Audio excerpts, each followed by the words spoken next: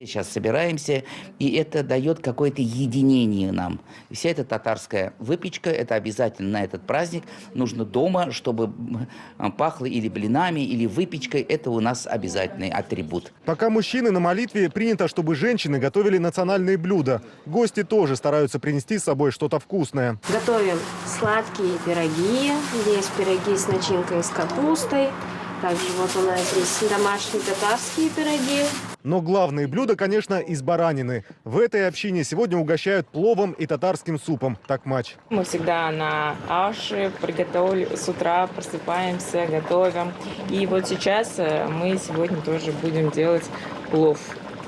Это восточное блюдо, наверное, все знают, на всех мероприятиях его всегда готовят. Еды обычно так много, что зовут соседей и знакомых, рады всем гостям. А еще в этот день принято раздавать милостыню бедным и нуждающимся. 3 дня можно порезать баранин, раздать 1/3 для друзья, несмотря что богатый или бедный, 1/3 для бедных, 1/3 для себя. Чтобы люди ходили друг друга, чувствовали родственную связь. Должны братья, сестры, соседи, чтобы семья была, общество было так одноединое. Праздничные намазы сегодня проходили по всей Москве.